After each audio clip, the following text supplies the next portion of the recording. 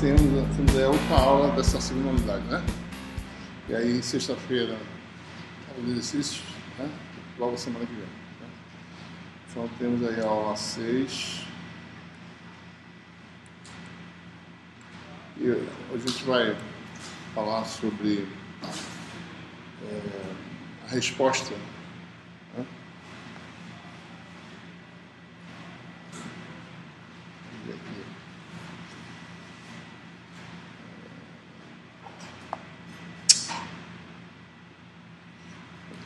Vai falar especificamente sobre a resposta dielétrica de meios materiais, né? Parte da permissividade.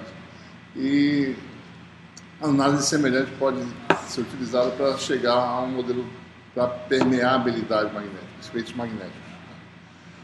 A gente vai essencialmente tirar algumas conclusões. Então a gente vai falar sobre o que a gente chama de modelo do oscilador harmônico,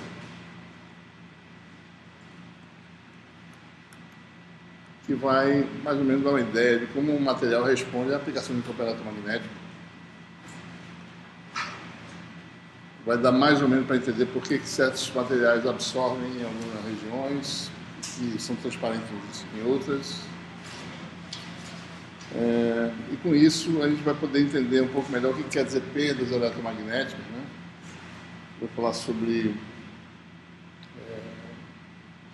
conceitos de perdas, mais especificamente, né?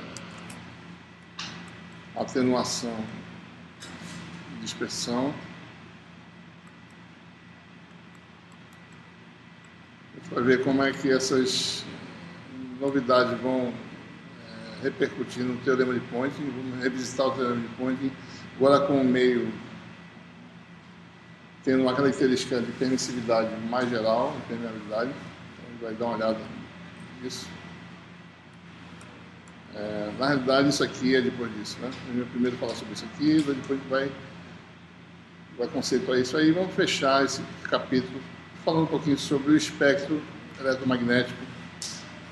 Na prática, como é que são as frequências do espectro, como elas são ocupadas, né, pelas diferentes tecnologias que nós conhecemos. Então, em geral, né, no vácuo nós temos propagação eletromagnética. A questão é no meio material simples, né, como é que se dá a propagação no material simples, né? Como é que se perde energia? Como é que o campo eletromagnético interage com os átomos e moléculas? Do ponto de vista, digamos assim, puramente mais do campo elétrico, né, a gente pode analisar um átomo. Sempre tem o quê? Né? Distribuição de carga, né? Carga de núcleo, carga eletrônica em torno do átomo, né? E geralmente esses estados, essa distribuição de elétrons em torno do núcleo é alterada por um campo eletromagnético, né? A mecânica quântica diz que o campo eletromagnético causa transições de nível de energia. Na volta dessa transição existe emissão eletromagnética. Se um elétron muda de estado, aumenta a energia, é porque ele absorveu, né, do campo eletromagnético. Então o campo eletromagnético perdeu alguma coisa, né? A gente pode fazer um modelo clássico representando tudo isso. E nós temos aí o átomo, na realidade, do ponto de vista elétrico. Vamos só olhar um pouquinho só a interação com o campo elétrico que a gente já conhece, né? Interação de campo com dipolo, etc. Nós sabemos que um átomo, no modelo mais simples, pode ser modelado como um núcleo, né, positivo, certo? E um elétron, digamos, um átomo de um elétron, né? Seria um modelo mais simples de um elétron, aí, de alguma forma, preso a esse núcleo, né? Tem uma força interna colombiana, existem outras interações, existem efeitos quânticos, etc. Mas, da forma mais simples, você tem um átomo, um núcleo e um elétron, né? Átomo de hidrogênio, isso é muito simplificado. Átomo de hidrogênio, você tem aí um núcleo, uma nuvem eletrônica em torno desse núcleo, com uma densidade de probabilidade, né, de localização em cada ponto do espaço, certo? Se essa nuvem desloca em relação ao núcleo positivo devido a um campo externo, né, fica o centro de carga negativa em um lugar e aqui um centro de carga positivo, você forma um dipolo, né? Então, esse dipolo é essencialmente um campo aplicado, um átomo, né, um campo aqui eletromagnético aplicado no lado. O que ele faz? Ele induz separação de carga. Então, o campo induz um momento de polo material. Se você tem um gás, por exemplo, um material com a densidade de dipolos, N dipolos por unidade de comprimento, isso gera o quê? Aqueles conceitos simples que nós abordamos no capítulo 2 de eletromagnetismo, né? Uma polarização, que é a densidade de dipolos, certo? Densidade de dipolos é a densidade momento de polo por unidade de volume, densidade de polo vezes o número de carga de polo. Então você teria mais ou menos a polarização que é N vezes P. Então o campo induziu P, suponha que P fosse zero antes do campo, o campo fez uma separação, essa separação me dá macroscopicamente uma polarização, e daí você joga na relação constitutiva, tem aquela relação famosa, D igual a ε0E mais P, né? Certo? Então você tem aí o que? P é dado por isso. Esse Pzinho aqui deve ser uma função do campo aplicado. Então, no fundo, essa polarização é a função de quem? Do campo externo. Se essa função for simples, isso aqui tudinho, né? O D fica uma função de campo elétrico, né? Certo? Se o sistema for simples, essa função é uma função linear. Esse coeficiente é quem? Nossa famosa emissividade elétrica, né? Tá. Muito bem. Então a gente vai ver agora como chegar nessa permissividade, né? E de fato ela pode ser definida, certo?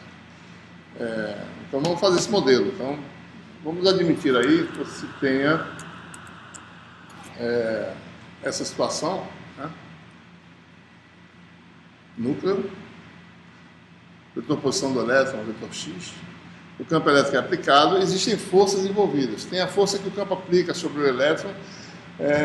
Tem muita coisa a mais aqui. Isso aqui ele vai simplificar. Por exemplo, o campo elétrico faz o núcleo se mover também, certo?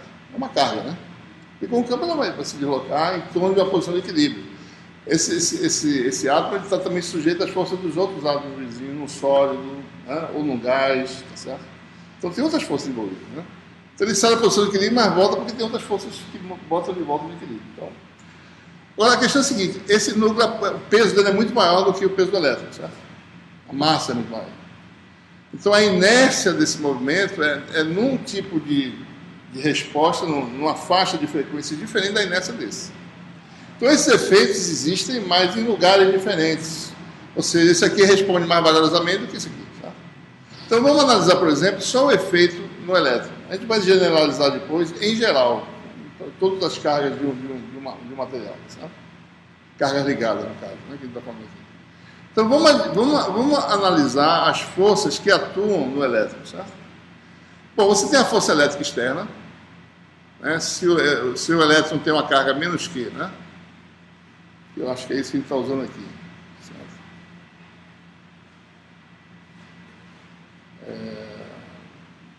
Bom, estou usando mais que. Estou usando QE, então a gente está usando a força aqui. O elétron tem carga aqui. A gente está no nosso curso aqui, está usando Q como a carga do elétron, onde Q é negativo, certo? Então, uma força que surge no elétron é uma força elétrica, né? Observe que são medidas arredondadas, tá? A gente está no regime variante do tempo, certo? Então, é o campo variante do tempo. X no vetor posição é um X diferente, é um X variante do tempo, certo? Então, você tem aí o E, né? A força elétrica, certo? Em geral, seria Q vezes zero. Essa é uma das coisas que atuam no elétron, certo? Ora, se eu fosse modelado de forma simples, aqui tem uma força coulombiana, certo? Do núcleo, né? Sobre o elétron. Mas não é bem assim. Se a gente está falando de uma nuvem eletrônica, certo? A força é uma força de uma esfera uniformemente carregada sobre uma carga uniforme dentro dessa esfera. Né? Dá uma função linear. Certo? Para pequenos movimentos desse elétron em torno da posição de equilíbrio, essa força, se fosse coulombiana, é inverso quadrado da distância. Mas para pequenas excursões, essa função ela é um valor de equilíbrio mais um termo linear. Então, essa força aqui, que o núcleo exerce sobre o elétron, é uma força restauradora proporcional ao deslocamento. Né? Então, essa força seria algo do tipo uma força do núcleo, né? Isso aqui é a força elétrica, certo? Então, a força sobre o elétron é uma força elétrica, que dizer, né? A força do núcleo seria algo proporcional ao deslocamento, né? Mas só que ela puxa, né? Certo? X aumenta, a força puxa de volta. Então, é a força que se opõe ao aumento de X. Isso é uma força do tipo menos KX, certo? Se X é redondo, né? Tá? Força elástica, né? Pequenas excursões, você tem uma força elástica, força restauradora. Da mecânica, nós sabemos que essa constante é relacionada a uma frequência natural através da massa, né? Daquilo que está sendo preso pela mola. Força elástica é força de mola, isso aqui é m ômega zero ao quadrado, onde ômega zero é uma frequência natural de oscilação. Né? Vai entender o que ela quer dizer daqui a pouco, certo?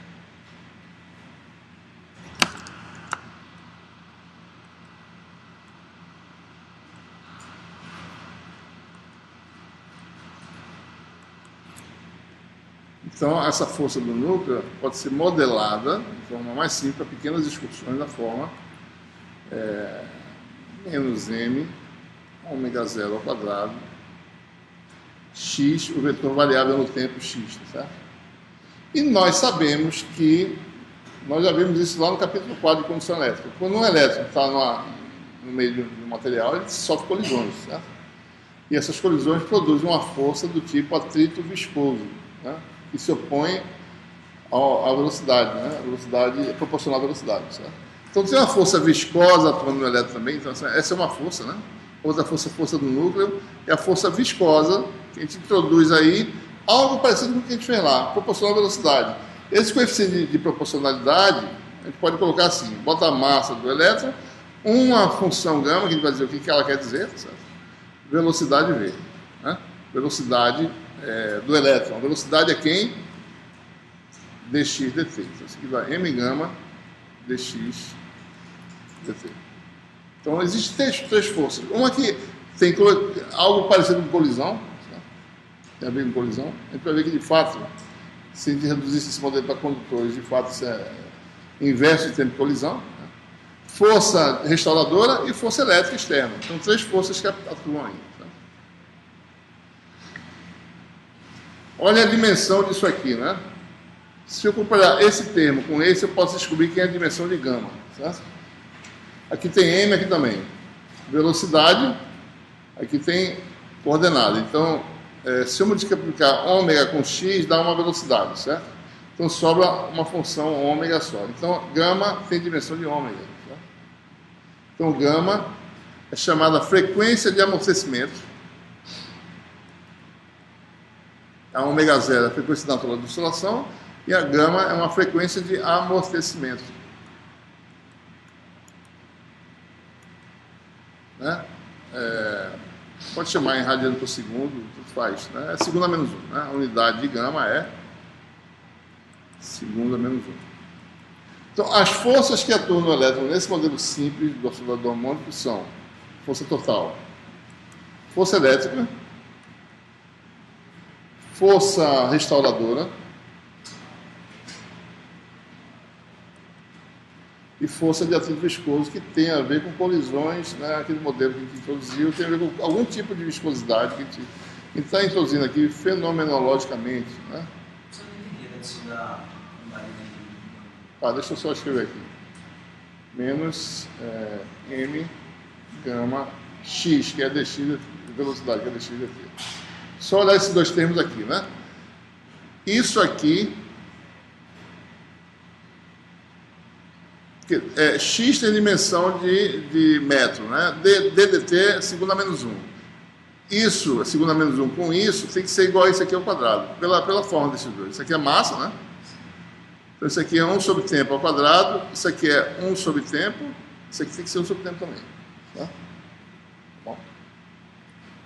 Bom, e a lei de Newton diz o quê? Né? A soma das forças sobre a carga, sobre o elemento vai ser a massa dela vezes a aceleração. Então aqui vai dar, finalmente, m d2x dt2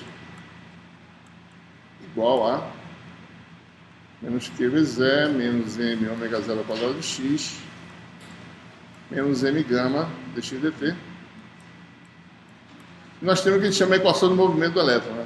nesse modelo. Né? A equação diferencial precisaria ser resolvida, né? Para cada componente de x, para cada componente de campo aplicado. A gente pode escrever ainda essa equação, se eu dividir aí por m, né? Fica assim, ó, d2x dt2 mais gama, né? Esse m aqui aparece exatamente no cortar depois, né? Gama dx dt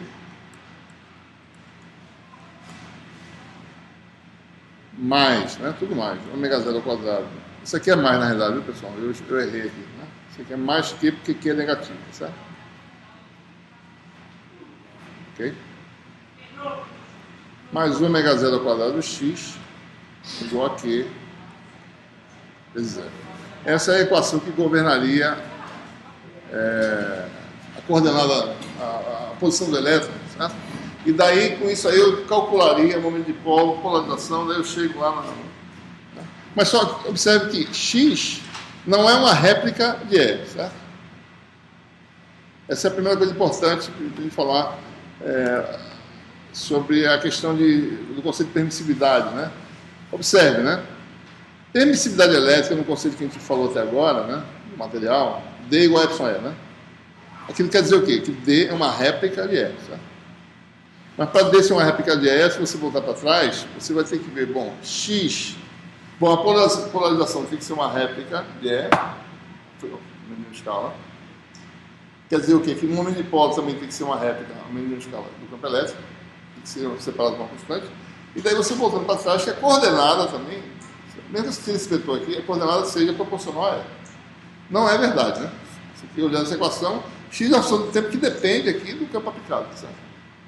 Então, em geral, primeira conclusão, eu não posso escrever para campos variantes do tempo, isso aqui, algo assim, né? D igual a alguma coisa, né? Ou proporcional, por exemplo. Eu não posso escrever, nunca vai ser verdade, certo? Rigorosamente, isso nunca acontece. Para campos variantes do tempo, só no vácuo que eu posso dizer que D redondo igual a ε0 é redondo. Só no vácuo. Se você botou material, a gente já vê que não seria geralmente verdadeiro. Em forma aproximada vai poder ser em alguns casos, mas não sempre, certo? Oi? Que é sobre M, né? Certo? Tá bom? Vamos analisar essa equação aí e ver mais ou menos a solução dela, certo?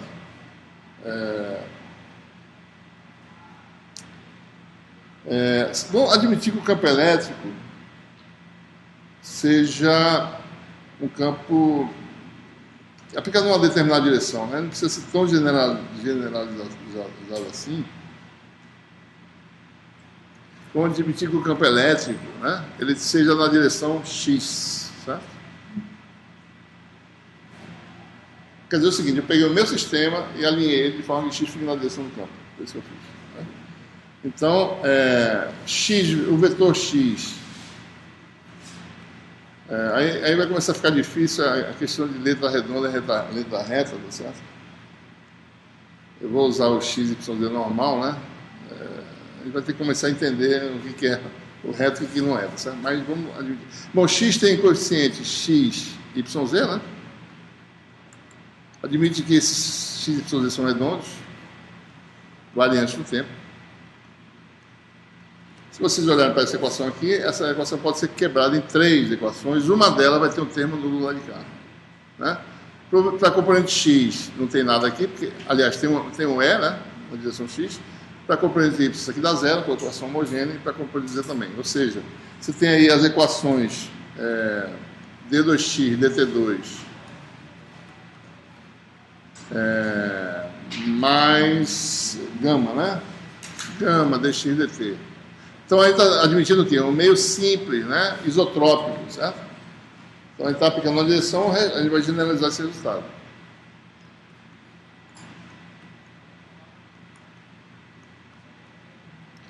lembre-se que é a componente X do campo elétrico, tá certo? E você teria para as outras componentes D2Y dt2 mais gama dy dt mais ômega 0 ao quadrado y igual a zero, a mesma coisa para z, certo? Vou botar aqui que isso vale também para z, tá? Certo? Você pode botar z da mesmíssima equação.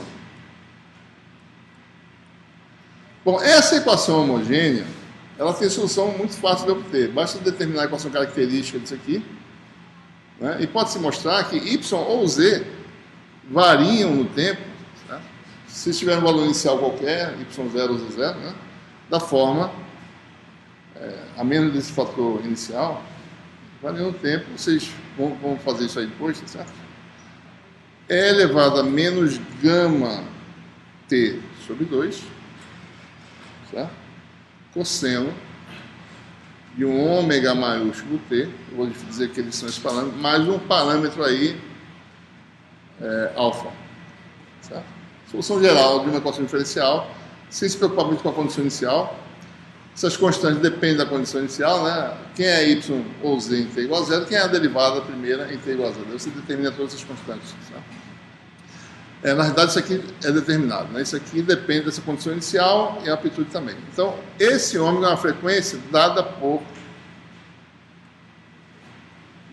ômega 0 ao quadrado menos gama sobre 2 ao quadrado elevado a 1/2. Certo? Ou seja, nas direções y e z, a gente não está fazendo nenhuma excitação nessa direção, não tem um campo aplicado nessa direção, então não estamos induzindo nada. Então, se você tem o elétron deslocado na posição y ou z no tempo t igual a zero, ele vai decair com o tempo, certo? Essa amplitude vai decair até zero, uma constante aí que depende desse gama, né? Com tempo de relaxação aí 2 sobre gama, certo? Né? E vai oscilar numa frequência que depende desses parâmetros. Por exemplo, se ômega 0, deixa eu repetir aqui a expressão da frequência, né? A função é essa aqui, menos gama t sobre 2 cosseno de ômega t, chamei de ômega t, né? Mais alto. Essa é a função. Ômega está aqui, né? É a ômega 0 ao quadrado menos gama sobre 2 ao quadrado. Só para dar uma ideia, né? Ou seja, o sistema oscila numa frequência natural dada por esse ômega aqui. Essa é a frequência natural do sistema. O sistema é caracterizado, né, por esses dois parâmetros aqui, frequência natural e constante de amortecimento, frequência de amortecimento. Então, o sistema tende a relaxar para um valor de equilíbrio, certo? Que é zero. Quando ela y vai para zero, não tem ninguém fazendo ela sair do lugar, certo? Ela sai do lugar porque algum campo foi aplicado na direção y. Daí soltou, desligou o campo, ela voltou, relaxou na direção z também, certo? Com que frequência? Com essa frequência e com que constante de decaimento? Com essa aqui, certo? Então, por isso se chama amortecimento, né? Porque se soltar o sistema, ele amortece com essa taxa aqui. Bom, se, em geral, pequeno amortecimento, certo? Não vou nem falar a palavra perda, porque ainda não sabe o que isso quer dizer perda, mas para pequenos amortecimentos, essa frequência é muito maior que essa, né? Então, para ômega 0, muito maior do que gama, mais ou menos, certo? Então, a frequência natural é a frequência ômega 0, né? Frequência natural de oscilação do sistema. Certo? Então, o sistema que não está excitado, se ele estiver no estado inicial fora do equilíbrio, ele relaxa para o equilíbrio com a frequência natural e vai decaindo exponencialmente essa frequência. Certo? Então, o campo por direção X não pode causar esse... Não, porque o sistema é isotrópico. Se ele fosse anisotrópico, alguma coisa aqui podia fazer alguma coisa aqui, mas não é o caso. Inicial, quando você define algum campo que foi colocado lá, tirou do lugar e foi desligado, aí ele vai relaxar. Tá? E essa condição inicial pode já ser equilíbrio. Se for no equilíbrio, é porque a constante que está aqui na frente é zero já. Anula tudo, certo? Né? Então, as componentes y e z têm um transitório, certo? Muito bem. Se você analisar a outra equação, faltou uma equação agora, né? Aí essa equação tem a solução particular e a solução da função homogênea, certo? Observe que, vamos botar aqui, d2x T2 mais gama, né? dx dt mais ômega 0 ao quadrado de x igual a Q sobre M vezes 0. A solução da equação homogênica é essa forma aqui, certo? Ela vai desaparecer com o tempo, com um certo tempo. Certo? Né? Ela vai desaparecer. Tem uma parte que não depende disso aqui, que vai sumir, vai desaparecer, certo? E o que vai sobrar é algo que tem a ver com esse campo elétrico, certo? Né? Então, no regime permanente, suponha que eu aplique um campo que varie com uma frequência bem definida, ou seja, se for parte real, né? O fasor é exponencial de j ômega t. Depois de um certo tempo, a coordenada x vai assumir a mesma frequência do campo aplicado. Você pode resolver essa equação e calcular exatamente como seria, certo? Pode ter uma parte que é a frequência natural, que vai sumindo, vai relaxando, certo? E fica só o sistema oscilando junto com o campo agora, certo? Na frequência do campo. Então, admitindo que você passou num tempo muito maior, certo? Do que 1 sobre gama, né? O sobre gama é o tempo de relaxação lá, ou 2 sobre gama, no caso, certo? Um tempo muito maior que isso, acabou o efeito transitório, ficou só regime permanente. Então, eu posso dizer que nesse regime, a coordenada x, certo? É a parte real. Vou botar um x reto aqui minúsculo, tá certo? Fasor x exponencial de j ômega t. E aí a gente vai resolver essa equação no regime permanente, certo? Então, no regime permanente, o que acontece? Derivada no tempo pode ser feita simplesmente tirando a derivada por conta de j ômega, né? Então, a nossa equação diferencial para x fica como? Então, ou seja, campo elétrico é conhecido numa frequência só aplicada no sistema, certo? X vai assumir a mesma frequência e no regime permanente o que eu preciso saber só é quem é o fasor x minúsculo. Tá? Então vamos lá. Então j ômega ao quadrado aqui, j ômega gama e aqui simplesmente o fator, né? Então a equação fica uma equação simples, certo? E aí sim, né? Você tem, lembre-se, ômega é a frequência do campo aplicado, né?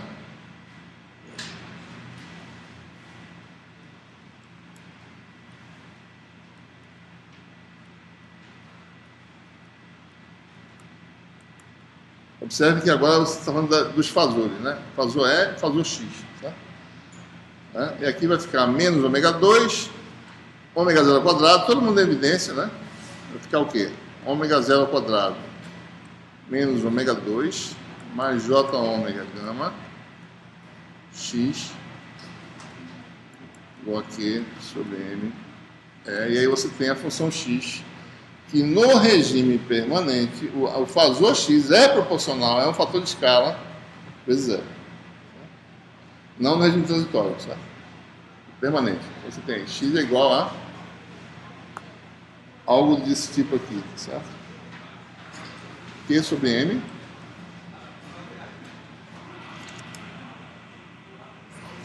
Aí você fica com 1 sobre...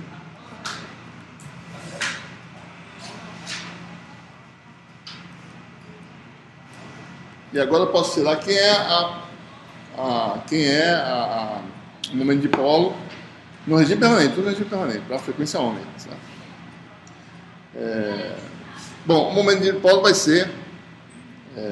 bom, você tem aqui o núcleo, né? E aqui o elétron, certo?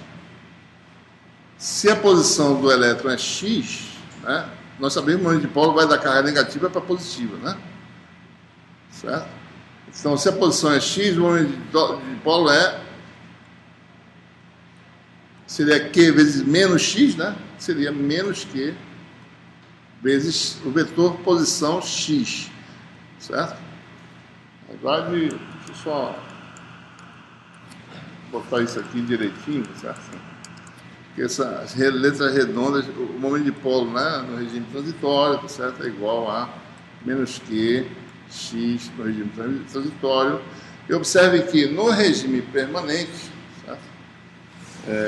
Esse P, né, também, por sua vez, é parte real, né, do P fasor vetorial exponencial de ômega t.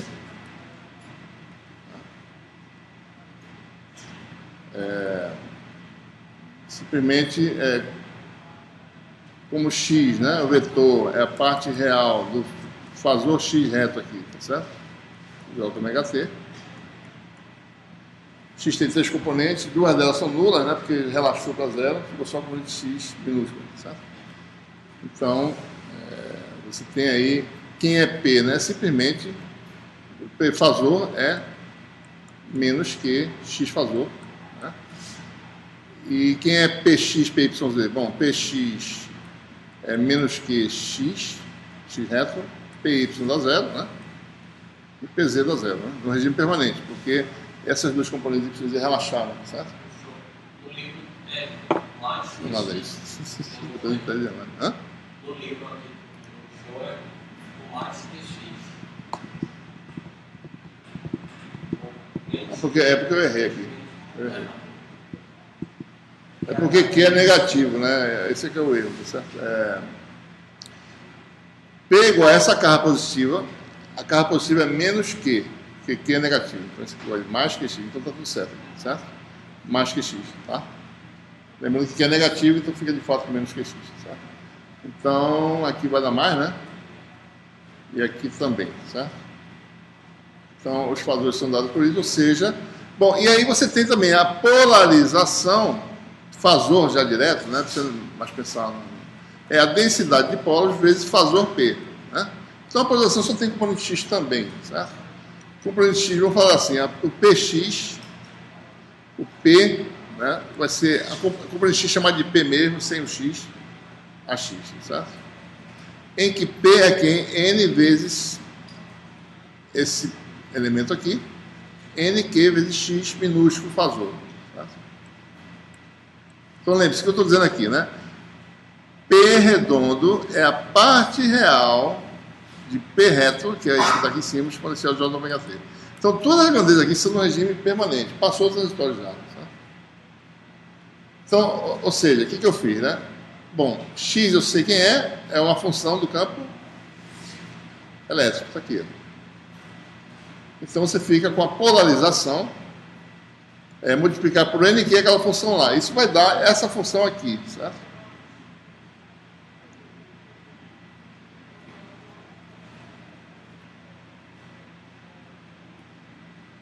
Polarização no regime permanente é n q ao quadrado sobre m, que tem n q, depois tem q sobre m, daí n q2 sobre m, daí fica aquela função lá,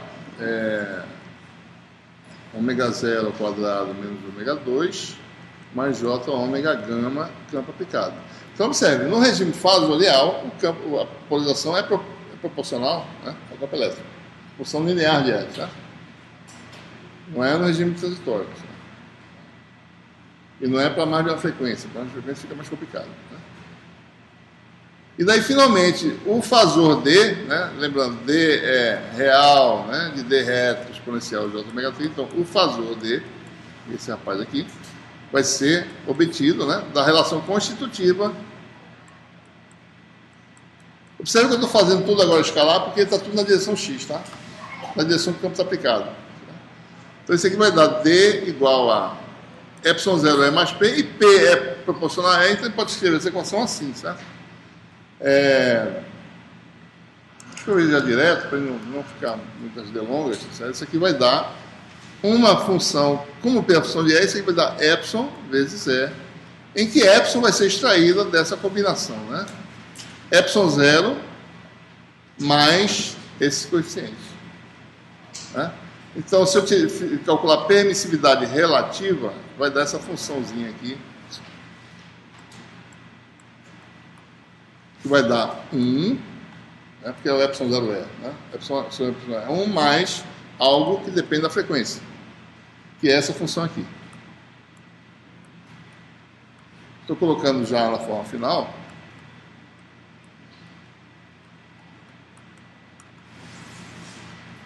Essa frequência ômega P tem um significado físico, que é chamada frequência de plasma, é dada por a combinação dos parâmetros que nós temos anteriormente, raiz quadrada disso. Quanto maior a densidade de polos, essa frequência de plasma é maior, cada vez mais alta, né? É chamada frequência de plasma. Não vamos, assim, discutir o significado disso agora, isso fica para o futuro, né? Então, você tem essa expressão simples, né? Observe dimensionalmente, olhe para essa equação, veja a dimensão, né? Tempo a menos 2, tempo a menos 2, tempo a menos 2, adimensional, certo? Epsilon sobre epsilon zero, é relativo. Então, a permissividade de um material que tenha, né, frequência natural em que cada constituinte tem uma frequência natural de oscilação ômega zero e uma frequência de amortecimento gama, é uma função complexa da frequência. O que quer dizer isso? Quer dizer que se o campo é aplicado com uma determinada fase, se tem uma determinada fase, o D vai estar deslocado em fase em relação ao campo aplicado. Isso quer dizer. Né? Na hora que você for calcular o campo físico, né, você vai pegar, bom, D é a parte real disso aqui vezes E, exponencial de ômega t. Então você vai ter, se por exemplo é cosseno, é possível que o D seja seno, por exemplo, no tempo, né?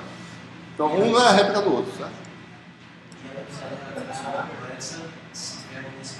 Se tiver amortecendo. Só tem esse termo complexo porque existem perdas, né? Amortecimento. Quer dizer perda que a gente vai ver já. Certo? Se gama fosse zero, que é impossível no caso, né?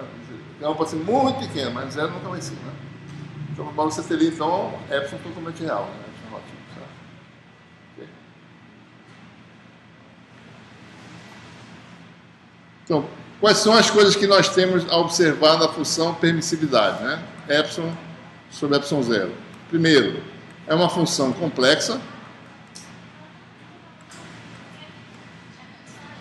Está falando de regime fasorial, certo? Epsilon só é definido no regime fasorial, para uma frequência, certo? Não existe epsilon para um campo variante no tempo em geral, né? Mas você decompõe em frequência, para cada frequência tem um epsilon para aquela frequência. Então, função complexa da frequência, o que mais? Existem mais algumas propriedades. Vamos olhar para essa função. Condição de ressonância, né? Então, tem uma segunda coisa que acontece com essa função, é o que a gente chama de a condição de ressonância. O que é ressonância? Quando você sintoniza o seu campo numa frequência que cai na frequência natural do sistema. Ou seja, quando o ômega casa exatamente igual a ômega zero. O sistema que vai embora. Observe que em módulo, né, esse denominador que seria mínimo, né, dessa condição. E isso aqui seria máximo, em módulo, tá certo? Então, na ressonância, quer dizer, ômega é ômega zero. Né? E você tem aí, por exemplo, se eu calcular a polarização, se eu pegar lá a função da polarização, vai dar isso aqui, ó. P de ômega zero dá menos J, epsilon zero, ômega P ao quadrado sobre ômega gama, Então você tem uma coisa curiosa, né? Na ressonância, a polarização fica defasada de π sobre 2 do campo elétrico. O campo elétrico está numa fase, cosseno de ômega t, ressonância, a polarização está ela está seno de ômega t, tá? Isso tem algum significado, né? Certo? Tem um significado físico para isso. Você sabe que a questão do balanço, se você entrar na frequência natural de oscilação do balanço, você faz muito esforço, né, para fazer o balanço continuar balançando, né? Certo?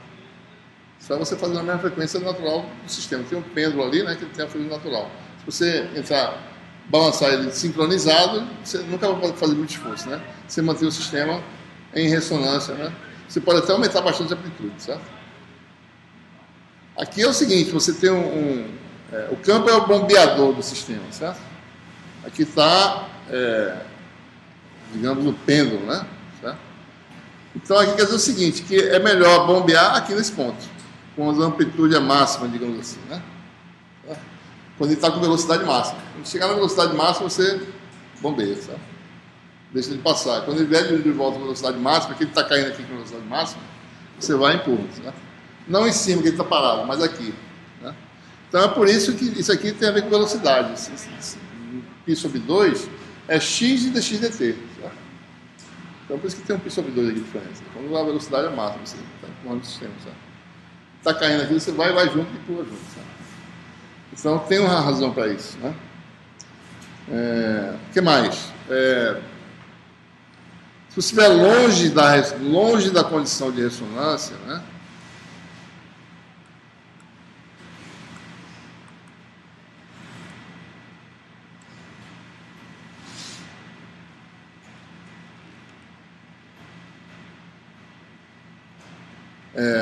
Ou seja, e além disso, né, para pequeno amortecimento quer dizer o gama é muito pequeno em relação às frequências envolvidas, né?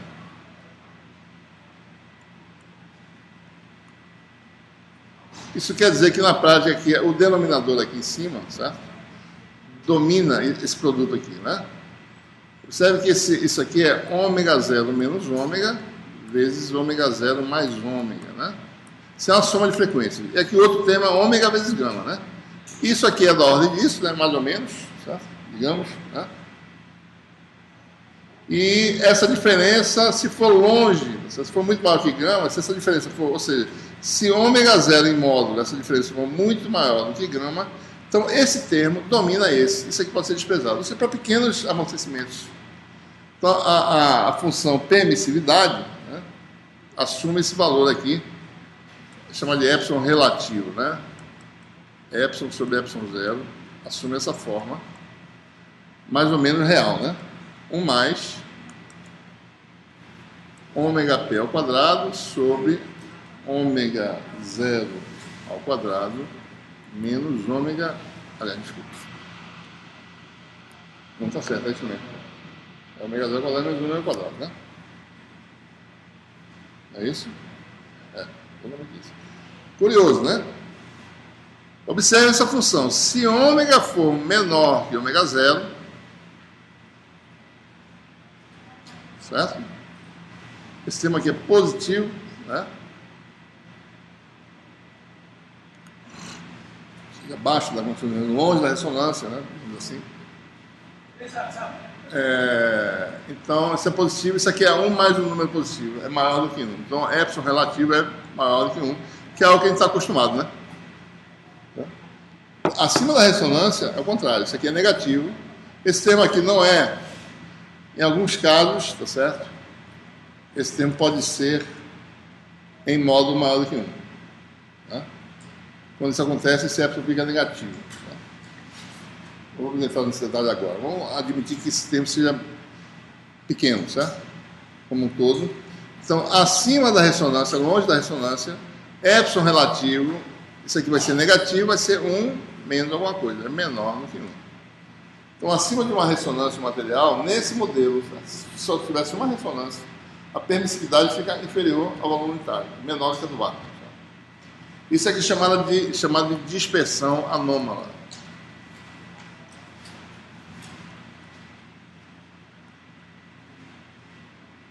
Né? Situações desse tipo podem ocorrer. Certo? A frequência de raio-x passou a última frequência de ressonância do material, a frequência de raio-x lá para altíssimas frequências. Então você passou a última ressonância. Então é possível que esse termo aqui se torne realmente, né? Se você tem um termo aqui em que o epsilon é menor que 1, certo? Né? Então isso tem implicações de refração, certo? E outras coisas. Né? Por exemplo, fibra exótica, né? A onda é guiada no mecanismo de reflexão interna total, em que o epsilon desse meio aqui, o epsilon relativo, chama de epsilon 1, esse aqui é epsilon 2, epsilon é maior do que epsilon 2. Isso é um vidro, isso aqui é um outro vidro com permissividade relativa menor. A onda fica refletindo, por reflexão total, certo? Você guia. Num guia de onda, se você botar, em raio-x, se você colocar um guia de onda oco, vácuo aqui e qualquer material aqui, ele vai guiar raio-x, certo? Porque 1 é maior do que o epsilon do material. Então o guiamento em raio-x é feito com vácuo dentro, não com material com epsilon maior do lado dentro. É o contrário. Então essas coisas acontecem, né? Então observem que a sua permissividade está servindo para começar a explicar um bocado de coisa da matéria. Sabe? Só esse simples modelo aqui, né? Vamos prosseguir um pouco mais, para a gente entender mais aí.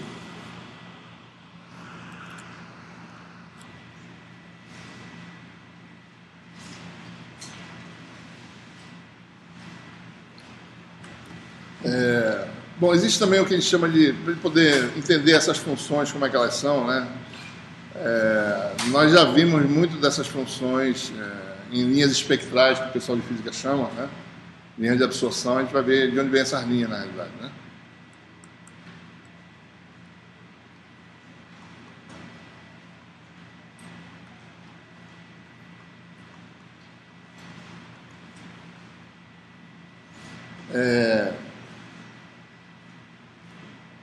Então veja,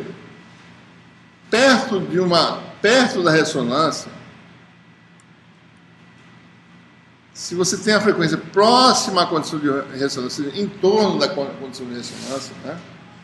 E também, se as frequências são muito maiores que a frequência de amortecimento,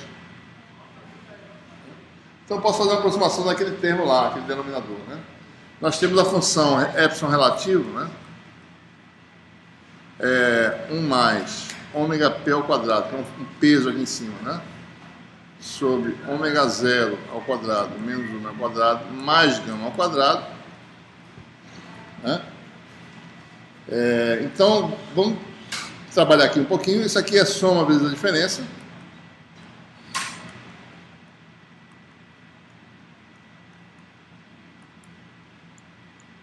Né? E se eu estou nessa condição aqui, mais ou menos, né? Aqui tem isso aqui está errado, né, pessoal? Isso aqui é J, isso aqui está errado. Isso aqui está errado, peraí. Está errado isso aqui. Eu escrevi errado antes também, só para vocês perceberem aí, viu? Isso aqui tem o J, ômega frequência, gama, né? Então veja, se ômega é próximo de ômega 0, eu vou fazer esse ômega igual a esse ômega 0. Tá? E também colocar aqui ômega igual a ômega 0. Só não vou fazer isso aqui, senão eu vou zerar, certo? Então vou botar aqui 2 ômega 0. Isso aqui vira ômega 0. E aí tem uma expressão mais simples, né? A gente começa a ter simplificar um pouquinho aí. 1 mais ômega p ao quadrado sobre... Ficou 2 ômega 0 vezes a diferença. E esse ômega 0 eu vou tirar, tá certo? Fica um ômega 0 aqui, né? Nesse fator, e tem um outro aqui. Esse ômega 0 fica em evidência. Certo? Vai ficar assim, ó. Deixa eu colocar já... Não gastar muito aqui. 1 mais ômega p ao quadrado sobre 2 ômega 0 em evidência. Vai ficar um fator 1 sobre a diferença. E aqui ficou mais J gama sobre 2, certo? Porque o 2 não tinha aqui, só tinha aqui. Né? E daí eu tenho essa função aí, eu posso calcular facilmente a parte imaginária disso aqui, né? Se vai multiplicar pelo conjugado e dividir, você vai ficar com a parte real. Vamos chamar isso aqui, esse epsilon relativo, como sendo uma parte real. Vamos definir parte real epsilon linha. Eu não estou botando relativo aqui para economizar, tá certo? Então, quando eu fizer epsilon linha, é epsilon relativo à parte real. E a parte imaginária, eu vou introduzir o sinal negativo aqui, já a gente vai ver por quê, certo? Só para garantir que esse epsilon das linhas seja positivo, né? Então, se você calcular isso aí, o epsilon linha vai dar essa função na aproximação lorentziana que está chamando, né? Que é essa função aqui, que é a função lorentziana, essa função que está... Essa não, a outra função. Então, você vai dar, pelo complexo conjugado, vai ficar ômega menos ômega 0 em cima e embaixo, algo desse tipo aqui.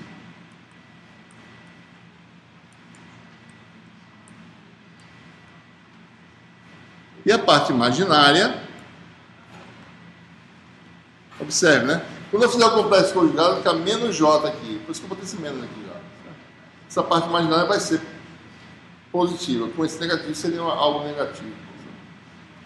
Vai dar... faltou aqui um fator, né? Faltou um fator aqui. Um fator. Um mais ômega P ao quadrado sobre 2 ômega 0. E a parte mais lá tem o mesmo fator.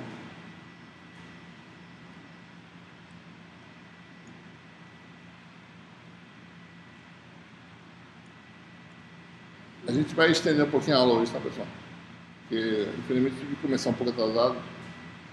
Então, vamos fazer isso, certo? E aqui vai ficar, lembre-se, né? Esse complexo conjugado fica o gama sobre 2 em cima, né? Vai ficar aqui um fator que tem um amortecimento. E aqui é a função lorentziana propriamente dita, essa função aqui, certo? Essa função que é quadrado da variável mais uma constante e um fator de peso em cima. Né? Essas funções têm fácil interpretação, certo? Não são difíceis de interpretar. Né? Por exemplo, se gama for zero, isso aqui desaparece, a parte imaginária acaba, certo? Segundo, isso aqui é sempre positivo, certo? Quer dizer que a parte imaginária do epsilon relativo é sempre negativa, para o meio tradicional, que a gente conhece. O meio que tem viscosidade, certo? O meio que tem perdas. Né? A parte imaginária do epsilon é sempre negativa. Se fosse positiva, é porque o meio não tem perda, ele tem ganho. Tá?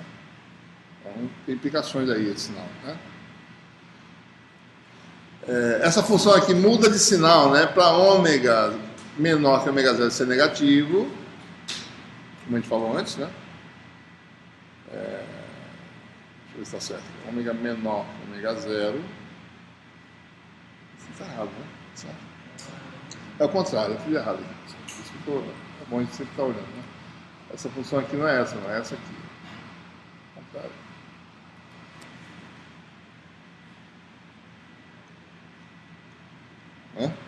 Então, para ômega menor que ômega 0 é positivo, ou seja, é de dispersão normal, é abaixo da ressonância. Você pode lembrar disso, né? Abaixo da ressonância. Oi? Não, mas aí não faz diferença, certo? Quadrado. Certo? Então, lembre-se disso. Abaixo de ressonância, dispersão é normal, é tradicional. Né? Tradicional quer dizer epsilon maior do que 1. Passou da ressonância, é anômala. Epsilon menor que 1. Né? Isso é algo que vocês vão ver isso, né? Em algumas situações você pode se deparar com essa.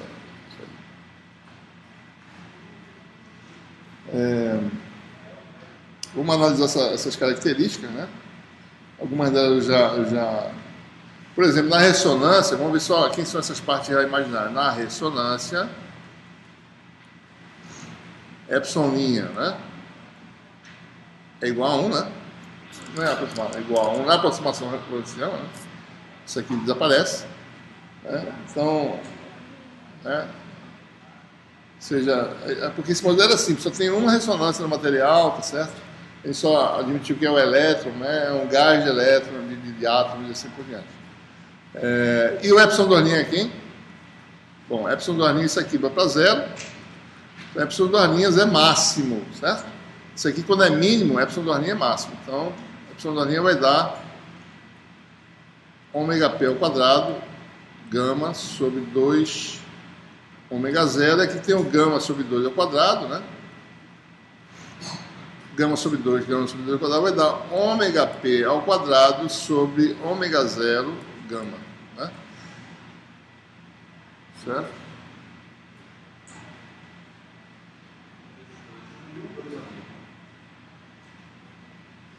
Gama sobre 2 ao quadrado vezes 2.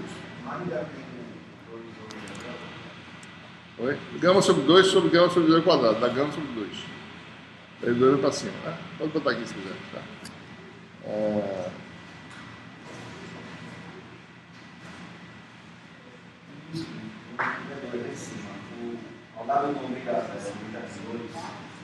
Aqui. Olha aqui. Ele está aqui, tá? E o 2 do gama. Gama sobre 2 dividido por gama sobre 2 ao quadrado. Fica só 1 gama sobre 2. Gama sobre 2 e gama sobre 2 ao quadrado. Gama sobre 2. Tá? Não, veja aqui, ó. Gama sobre 2 dividido por gama sobre 2 ao quadrado. Fica grama sobre o outro, mas não é isso que eu estou falando, é o dois que acompanham o ômega zero lá. Onde aqui? Esse 2 aí, foi pra onde? Ah, deixa eu ver se está certo, deve estar errado. Não sei, deixa eu ver. Deixa eu ver se está certa a expressão. Não, acho que está certo, é isso mesmo. Foi para onde? Está aqui, pô. Ômega B ao quadrado sobre 2 ômega zero. Ah, está faltando esse grama sobre 2 aqui, né?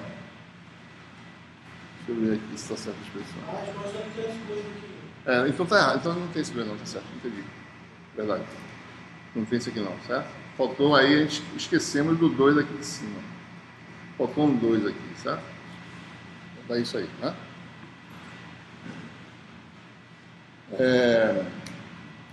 Observe essas funções, né? Vamos olhar para essas funções aqui, certo? Se eu chamar isso aqui de x,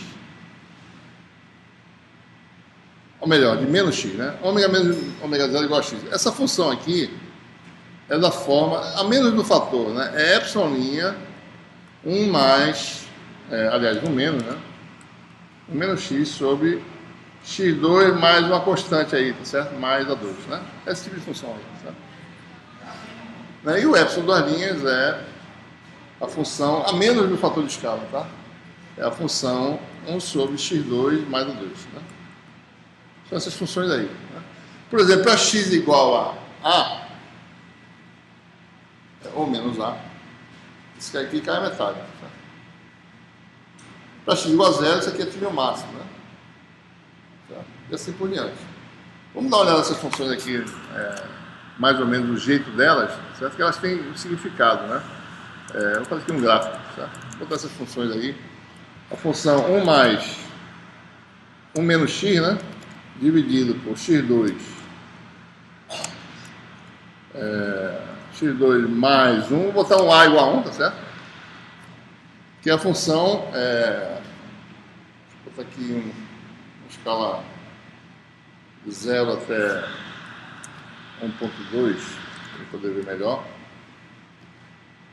Tá mudando, peraí. 0 até...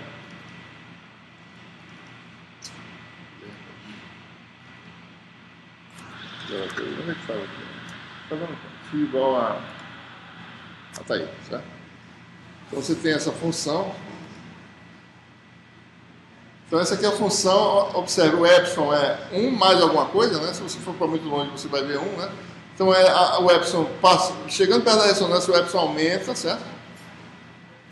Depois ele dá 1 na ressonância, depois fica abaixo, dispersão anômala, né? Se eu colocar aqui junto essa função, olha meu filho, o que não está mexendo, hein?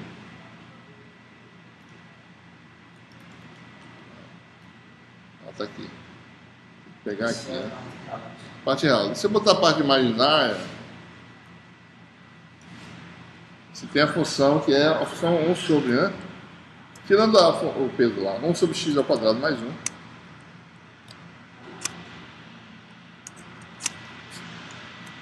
Que é essa função aqui, né? Certo? Deixa eu botar uma escala melhor aqui.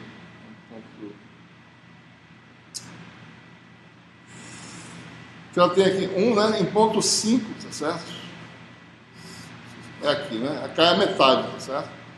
Em menos 1, né? Então, e cai a metade exatamente aonde? Mais ou menos na derivada zero da outra, né? Tá? Mais ou menos, né? Na verdade essa função é mais ou menos a derivada dessa aqui. Essa função aqui, mais ou menos a derivada dessa, né? Então essa é a característica dessas funções. Quanto menor o parâmetro, esse parâmetro constante aqui ou seja, quanto maior, que é maior a constante de amortecimento, né? Se eu botar quanto menor isso aqui, né? Então, mais fina vai ser essa relação. Se eu consigo botar aqui no 10, né? Certo? Então, mais acentuada essa linha, mais estreita ela vai ser. Certo? Né? Então, isso dá para perceber aqui na formulação, certo? Ou seja, olhando a fórmula original, né? Onde é que está a função aqui? Está aqui, né? Se ômega for igual a ômega zero mais ou menos gama sobre 2, né? Isso aqui, o denominador, se ômega for ômega zero, o denominador está isso ao quadrado. Se for mais ou menos gama sobre 2, a distância em relação à ressonância, ou seja, de metade de gama, isso aqui dá 2 vezes, né? Dá 2 gama sobre 2 ao quadrado. Então, o sinal cai do valor inicial que tem na ressonância para metade. Tem o fator 2 antes. Aqui. Na ressonância é um fator 1. Se você for para o lado de mais ou menos gama sobre 2, é um fator 2. Então, essa função, a parte imaginária especificamente, que a gente está olhando aqui, certo? Ela cai à metade, né? Algo assim, né? Isso aqui é a frequência de ressonância. E se você vier para um lado ou para o outro de gama sobre 2, seja numa largura total, gama, né? Você tem a queda para metade. Isso aqui é 1, isso aqui é 1,5. Então, gama é a largura de linha. Linha é isso aqui, né? O pessoal de física chama isso de linha, né? A linha de absorção que a gente vê aquela rotina é uma coisa que tem uma largura, certo? Tem uma largura gama. Então, quanto menor essa amortecimento, mais estreita é essa linha, certo? Mais bem sinalizada. Quanto mais amortecimento, mais alargada ela vai ser, e a amplitude cai, certo? Quanto maior o gama, vocês olharem aqui, na ressonância, né?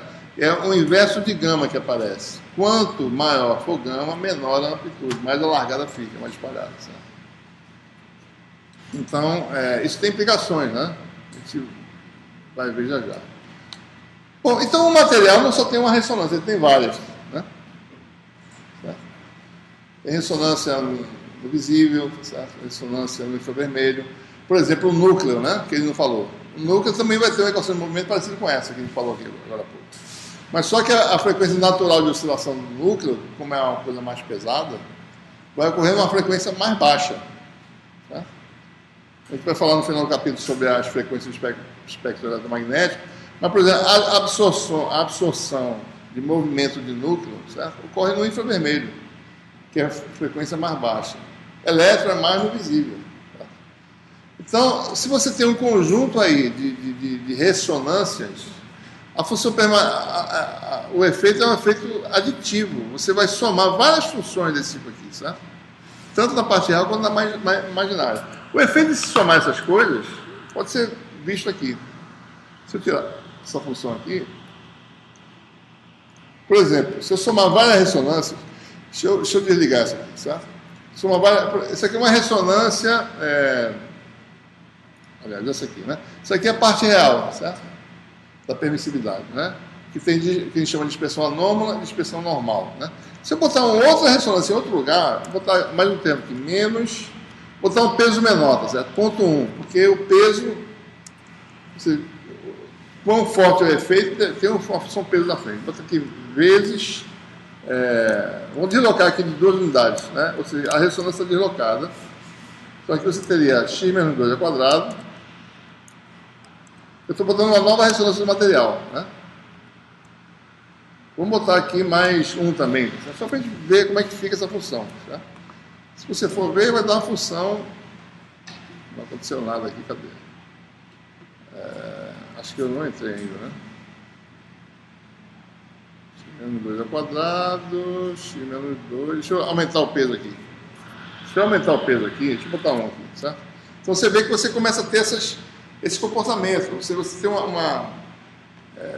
talvez deslocar um pouco mais aqui, deixa eu botar em 4, certo? Para poder ver a separação dessas coisas, né? Certo? Aqui você tinha a dispersão original. Você tinha a dispersão original, né? Que ela subia e descia. Agora você soma outro termo que está mais na frente. Ele vai ter uma parte que diminui aqui, certo? Que aumenta do lado de cá, mas outro diminui. Então essa coisa depende dos pesos relativos. Então, se você for ver,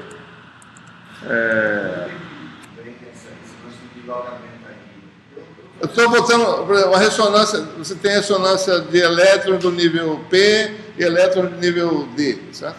Uma está numa frequência ômega 1, outra na frequência ômega 2. Então estão deslocados em frequências, certo? Então, se eu tenho um campeonato magnético aplicado no material, que ele passa pela frequência ômega 1, ele vai ver um comportamento. Prosseguindo, aumentando a frequência do campeonato magnético, ele vai interagir mais com o outro elétron, certo? O outro elétron está mais em outro nível de energia, né? Então você vai ter outro efeito. E esses efeitos são aditivos. As funções epsilon se somam, certo? Se eu fosse fazer um modelo rigoroso, eu poderia mostrar que o epsilon é a soma de todas as ressonâncias possíveis, certo? E você teria algo assim, ó. Se você for olhar o espectro de um material, né, isso aqui é a função permissividade normal, tá certo? A gente acabou de falar, né? Então, se você for olhar, você vai ter várias ressonâncias, né? Você vai ter esse efeito aqui, a ressonância de frequência mais baixa, daí passou a ressonância, você tem dispersão anômala, né? Daí, mas tem a próxima ressonância que tende a aumentar o epsilon nessa região. Daí está abaixo, mas tende a aumentar de novo, tá certo? Passa pela ressonância anômala de novo. Daí tem a ressonância lá na frente que interfere nisso aqui. Então você tem essas regiões assim de dispersão, certo? O epsilon do material vai variando com a combinação das várias ressonâncias do material, né? E a mesma coisa nesse efeito que a gente chama de amortecimento, que quer dizer perdas. Você passa para uma região dessa, a perda é forte no material. Saiu dessa região, aí o material se transforma em um material mais transparente, ele deixa passar a energia, sabe? Daí, outra ressonância, né? Aqui tem infravermelho, daí ultravioleta, e você tem várias coisas. Cada material, dependendo da sua constituição, tem átomos diferentes, né? Níveis de energia diferentes, e vai ter linhas de absorção em vários lugares. Então, o espectro de material é complexo, tá? É feito dessas ressonâncias. Mas o que eu quero dizer é que esse modelo simples serve mais ou menos para explicar esse comportamento. Por que um material ele vai deixar passar, ele é esverdeado, deixa passar mais uma cor? Porque ele está absorvendo outras cores, certo? Porque tem ressonâncias que absorvem essas cores. Esse espectro foi plotado daqui para aproximação ou ele... O quê? Não, isso aqui é qualitativo, né? Qualitativo. Se você for ver um espectro, é mais complexo. Se for de materiais simples, que tem um ou dois átomos, vocês vão ver coisas para estruturas bem definidas. Tá? Linhas bem definidas de absorção, tá certo? As lâmpadas, né, que emitem, né, linhas bem definidas, você vê só essas linhas aí. Tá? Muito bem.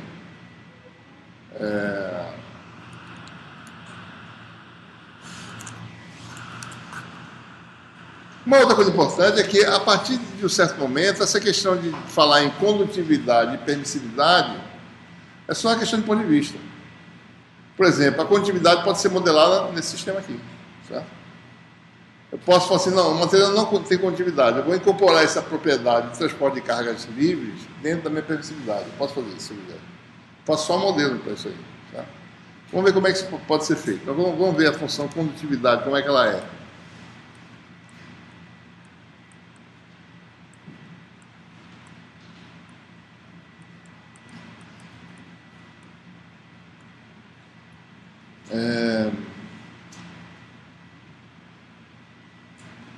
Muito bem. No regime fasorial, foi que a gente chegou, né? Uma das coisas que a gente chegou foi que a componente X induzida, né, foi dada por Q sobre M. Vamos voltar um pouquinho para a gente poder identificar aí. 1 sobre ômega 0 ao quadrado, voltando à fórmula original, né? Mais J ômega gama, né? Vezes 0, certo? Bom, no material que é condutor, se quer falar só da parte condutora do material, é porque esses elétrons que fazem o transporte, né, no material, transporte de carga, eles não estão presos, certo? São livres. O que quer dizer isso? A força restauradora é quanto? Força do núcleo, né? É 0. Ou, equivalentemente, a frequência de ressonância é 0. Então, eu posso modelar um material condutor simplesmente dizendo que os elétrons daquele material não têm frequência de ressonância nula. Jogo nessa expressão, é a mesma equação do movimento, certo? Porque lá tem um atrito viscoso que a gente falou no capítulo 4. Né? Então, você vai ter o quê? X igual a Q sobre M. Aqui fica menos, né? Vai ficar 1 sobre menos ômega 2 mais J ômega gama E. Tá? Se eu quiser calcular a densidade de corrente, vamos lembrar o que é a densidade de corrente, né? No regime variante do tempo, é o que? Densidade de carga, NQ, velocidade, certo? Dx dt. Tá? Então, mais uma vez, o transporte é na direção x, né? Isso aqui eu posso escrever assim, J é a parte real do fasor J, exponencial de J ômega t. A gente pode trabalhar no regime unidimensional. Isso aqui quer dizer o quê? Né? Que o J fasor derivado é J ômega, é J ômega NQ x, certo? E como x é só x a x, né, eu posso falar que a densidade de corrente de fasor é J ômega NQ x minúsculo, né? É uma composição, certo?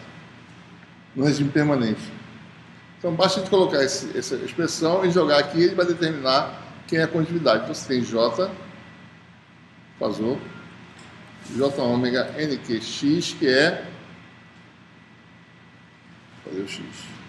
1 sobre, Q sobre M, né?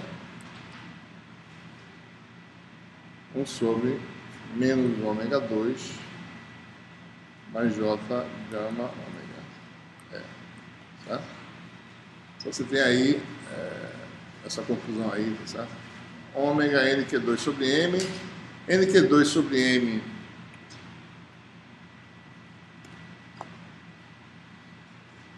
tem um ômega a mais aí. Tem um ômega que cancela, tá certo? Esse ômega, né? Então você vai ter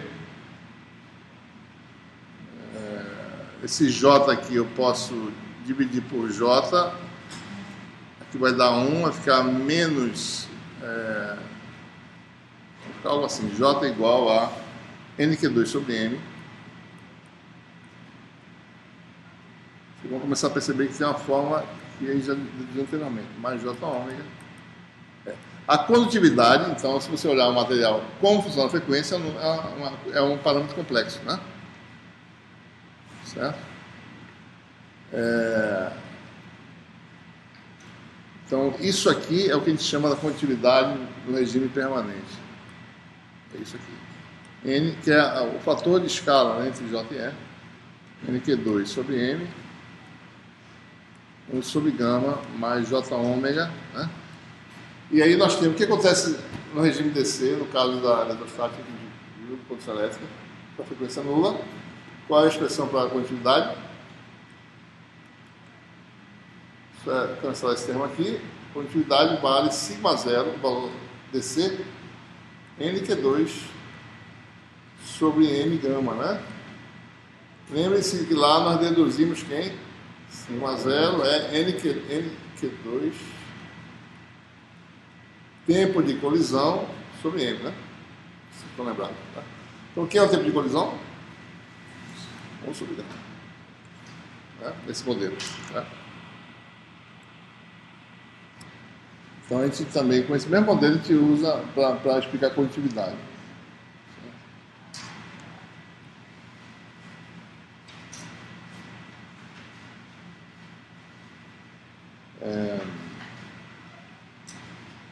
A gente também pode olhar a condutividade pela permissividade. Esqueça agora essa questão de condutividade. Vamos olhar para o epsilon relativo, certo? Bom, para ômega 0 igual a 0, ou seja, materiais condutores, teriam uma permissividade relativa, certo? Não falando em condutividade, né? Um material condutor tem uma permissividade relativa, que é dada pela expressão original. Vai ser 1, você vai fazer a frequência igual a 0, certo? 1 mais ômega p ao quadrado sobre menos ômega 2, eu só zerei o ômega 0, né, ao quadrado, mais j ômega gama, né? Certo? Então isso aqui vai dar para ômega muito pequeno, certo? Só para a gente ver o comportamento dessa função para ômega pequeno. Se a permissividade de um condutor para ômega muito pequeno seria como, né? Ora, para ômega muito, muito, muito pequeno, esse termo é muito menor que esse. Que isso é ao quadrado, né? Certo? E esse aqui é linear. Ômega indo para zero, isso aqui vai para zero mais rapidamente. Tá? Então você tem epsilon relativo, no regime de baixas frequências,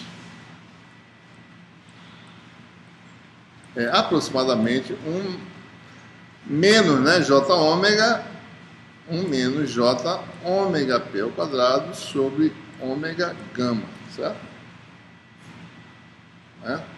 Lembrando que ômega P ao quadrado é NQ2 sobre M epsilon zero, não prestou muita atenção nessa expressão. A gente pode fazer uma álgebrazinha rápida aqui e mostrar que epsilon pode ser escrito como o epsilon do material, como sendo epsilon zero menos J sigma zero, que é aquela condutividade DC, sobre ômega. Então, o que quer dizer isso? No material condutor, você pode dizer que o material condutor é um material que tem uma permissividade efetiva, certo? Que é dada por uma parte epsilon zero, mais uma parte imaginária que aparece devido a essa condutividade. Certo? Então é como se um material condutor tivesse uma parte imaginária de permissividade, no regime de baixas frequências, igual a condutividade do material sobre ômega. Se ômega for zero, essa permissividade imaginária é infinita. Certo? E assim, o comportamento de um condutor a baixa frequência é como se ele tivesse a parte imaginária de permissividade infinita. Mas é dessa forma aqui que a gente modelaria. Para frequências baixas, diferente de zero, você teria essa permissividade efetiva. Então, para que ele está fazendo isso? Só para mostrar que eu posso ver um material condutor como sendo, não tendo condutividade e tendo permissividade, certo? Dado para essa expressão aí, nesse momento. Então, essa questão de condutividade e permissividade começa a perder a necessidade. Em alguns casos, por exemplo, em frequências exóticas, a gente não fala em condutividade de um metal, a gente fala em permissividade de um metal. Permissividade do metal, que leva em conta os elétrons livres também. Certo? Sempre no meio condutor. Inclusive, por exemplo, água com sais. Sim. Sim, qualquer coisa. Mesmo que se você medir a condutividade, se você quiser saber qual é a pressão efetiva da água, levando em conta a condutividade, mede a condutividade DC dela, usa essa formulazinha aí, numa dada frequência. Tá? Água com sal, sei lá. Certo? Mesmo que para isso eu considerei carga elétrica, produção industrial, mas... Mesmo o quê? Porque o senhor chegou a dizer que ômega zero era zero.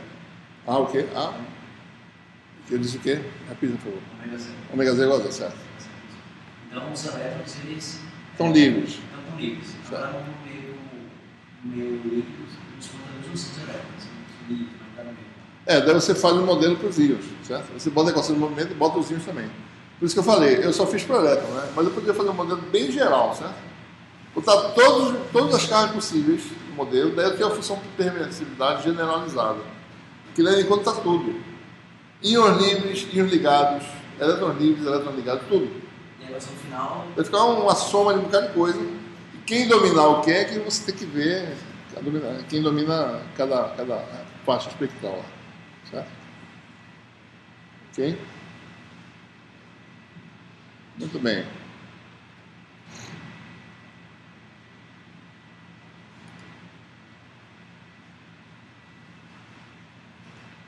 Bom, o que quer dizer essa questão de epsilon ter a parte imaginária? Né? A gente está falando, de vez em quando eu falo perda, né? Mas vamos ver que de fato é perda. A gente não provou ainda, né?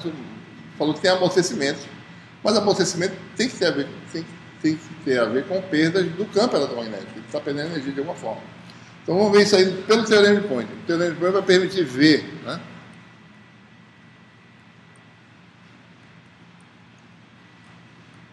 Vamos agora botar, né, esses materiais simples são materiais lineares, que no regime fasorial o epsilon pode ser definido, né? D igual a epsilon E. Né? Então, para meios lineares, a gente só fez em geral. Para meios em geral, a gente só vê como é que ficaria para meios lineares.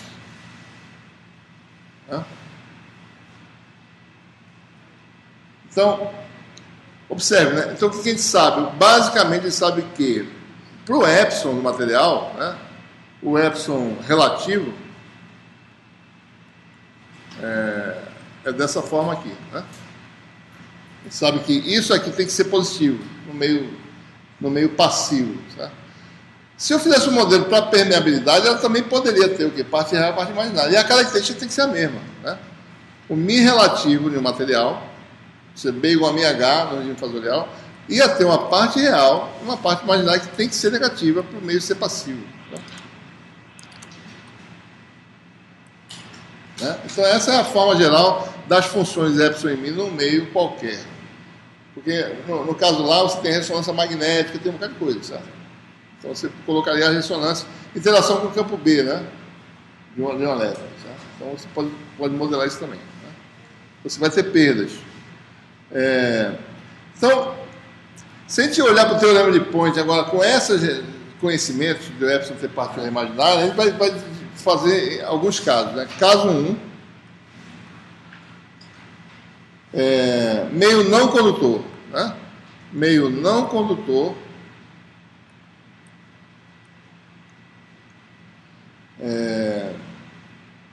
epsilon e μ reais. O que quer dizer isso? Estou longe de ressonância. O efeito de ressonância estou longe, não estou passando por ressonância. Você não tem o efeito de amortecimento desprezível. Como se o gama fosse zero, praticamente. Certo? Então, isso rigorosamente não é verdade, mas é uma aproximação boa em muitas situações. Desprezar a perda. Né? Isso pode ser bem válido. Né? Então, nesse caso, se a gente olhar as equações, né? Nesse caso, se o menor condutor J, né? Tudo fasor aqui, viu, pessoal? No regime fasorial, J igual a zero.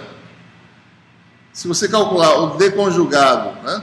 Que é um termo que aparece no teorema de Point, é igual a epsilon conjugado E, mais o epsilon conjugado E, é o próprio epsilon, né? E μh conjugado, que é o B conjugado, né? μ conjugado, mas μ conjugado é o μ, né? μh. Então, epsilon e μ são reais. Se a gente jogar no teorema de Point, a gente mostra que, primeiro, numa superfície fechada, a parte real do fluxo de potência para dentro da superfície é igual a zero. Então, quer dizer que, se isso é verdade, quer dizer que não existe consumo de potência eletromagnética. O que entra, sai. Passou por ali, não sai menos do que entrou. Né? Então, entrou, sai a mesma quantidade de energia eletromagnética, nada dissipado. Certo? Então, não tem condutividade e não tem parte imaginária de epsilon e μ. Então, não tem dissipação. Né? Isso que quer dizer. Certo? E se você calcular as energias, ficam fáceis. Fica WE, energia magnética, né? Elétrica, 1/4 da integral de volume, né? Vocês joguem lá e verifiquem isso aí. Isso é fácil de fazer. Módulo de E ao quadrado. Isso é real, né? WM é 1/4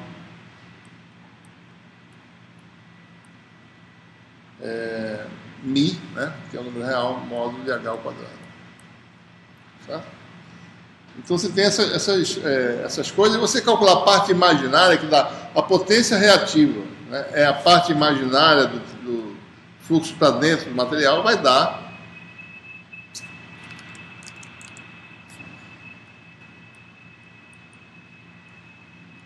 a potência reativa, né? É menos 2 ômega WE menos WM. Certo? Ok?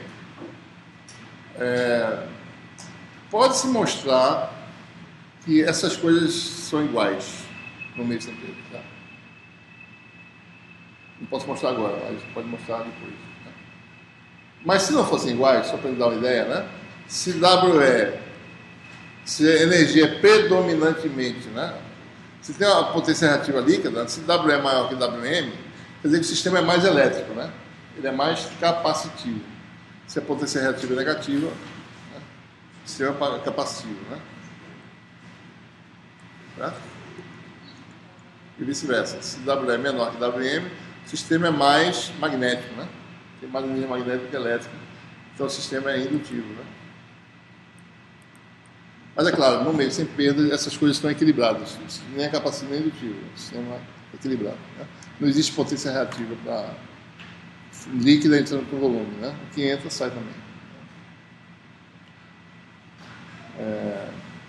Caso 2.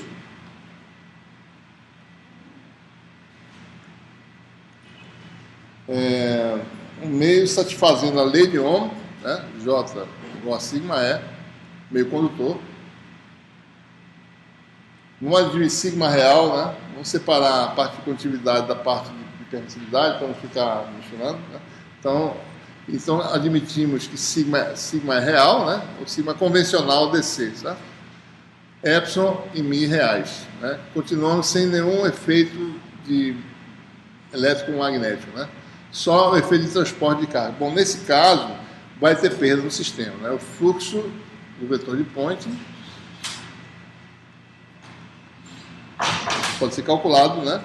A 1/2 integral de volume sigma módulo de E ao quadrado. Então, as perdas são apenas essas, certo? Potência reativa é a mesma coisa anteriormente, que eu acabei de falar. Vai dar isso aqui, certo? Então, o sistema tem perda, porque tem continuidade, né? Então, e finalmente, o caso mais geral, o caso 3, é em que todo mundo, o meio satisfaz a lei de Ohm, né? Vamos manter sigma real e a propriedade de perda joga lá uma permissividade. Epsilon e Mi complexos. Aí então a gente tem que separar a parte real imaginária do segundo membro do teorema de Poynting e identificar o que acontece. Né? Então vocês vão ver que a parte real do fluxo de potência para dentro de um volume fechado dá essa fórmula aqui, para vocês.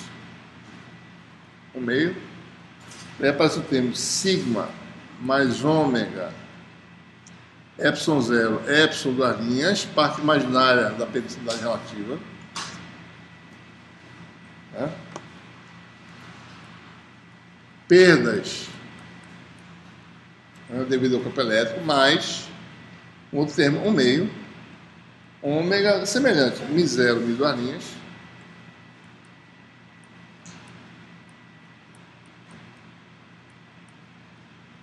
certo? Então aparece uma perda adicional no sistema, por isso que a gente está falando tanto de perda, né? Quer dizer o seguinte, mesmo que não tivesse condutividade, existiria a perda, né? Ou seja, o fluxo de potência positivo para dentro do volume, quer dizer que a potência está sendo consumida, né? Então, tendo parte imaginária do epsilon, existe perda, mesmo que não tenha condutividade. Né? Então, aquele amortecimento lá quer dizer perda. Né? E aqui também, certo? Perdas magnéticas. Então, se não existisse isso aqui, a perda desapareceria. Tá? Ok? Bom, potência reativa é potência, aquela mesma expressão que a gente falou anteriormente. Então, por que a gente está falando anteriormente Poynting aqui? Para mostrar que essas partes imaginárias que apareceram, elas fornecem o quê? Perdas. Quando tiver parte imaginária, quer dizer perda. Certo? Muito bem. Temos aí mais 2 tópicos para falar. Tá certo?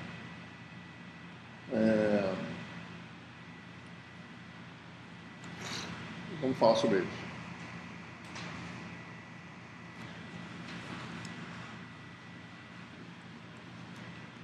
Um dos tópicos é como é que se dá a propagação em um meio com perdas.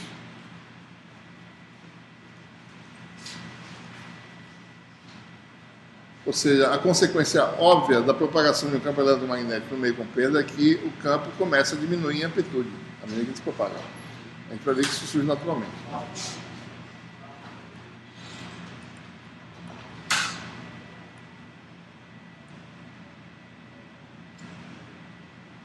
Então, vamos fazer um sistema bem simples aqui, certo? Suponho que você tem aí, né, um meio com perdas. Né?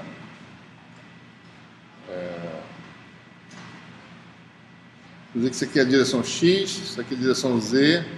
Você tem um campo eletromagnético que entra no meio e se propaga, né? Uma onda harmônica se propagando aqui no meio. Esse meio, certo? Ele tem a permissividade, vamos esquecer a parte magnética, só a parte de elétrica, né? Epsilon relativo, né? Igual a epsilon' menos j epsilon duas linhas. Né?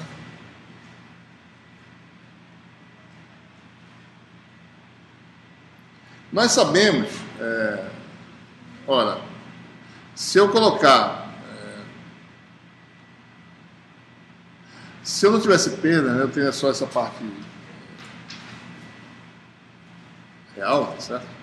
A gente vai definir aqui uma coisa que a gente chama de índice de refração, né? Ou seja, o epsilon relativo, vamos chamar do quadrado de uma coisa chamada índice de refração, que é usada em óptica muito, certo? Refração é exatamente o que a palavra quer dizer. Um raio refrata quando ele muda de um meio que tem uma índice de refração para um meio que tem um novo índice de refração. Ele vai defletir pela direção. Tá? Então, isso é algo que vai ser visto no próximo capítulo. Né? Então, vamos dizer que a epsilon relativa é esse índice de refração. Eu botei essa barra aqui para dizer que é complexo, né? Porque isso aqui também é complexo, ao quadrado. Né?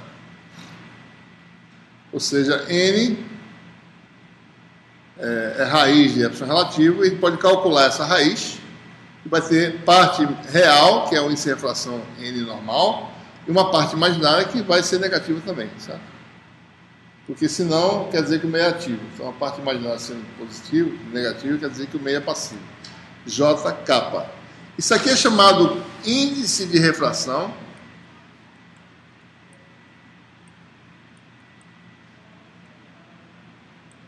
Isso aqui é chamado de coeficiente de extinção. Como a palavra está dizendo, o campo vai se extinguindo à medida que se propaga no meio desse.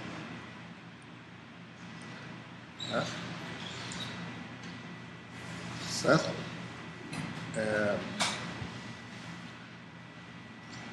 Então, muito bem.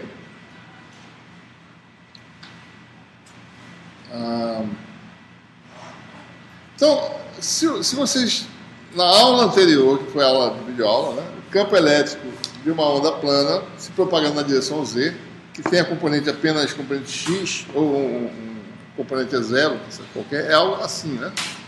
É zero exponencial de menos J, vetor de onda, produto escalar com X. O vetor de onda, no vácuo, né, é K0, número de onda no vácuo, vezes o vetor unitário U.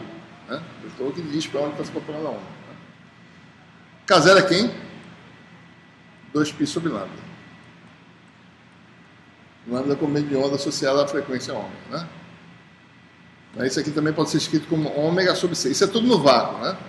O que acontece? Se você está no meio de índice de refração N, né, o K ele passa a ser agora simplesmente, se você jogar isso na equação de Helmholtz, isso aqui vai dar simplesmente N vezes, né, K0 vezes U. Né? Então, o que você faz é multiplicar por N, número complexo N. Certo? Então, essa é a consequência. Né? Se N fosse real, tá certo? Para N igual a N, então isso aqui daria o número de onda no meio seria N vezes maior, né, digamos assim, do que o número de onda no vácuo. Né? Certo? Então você aumenta de um fator N o número de onda.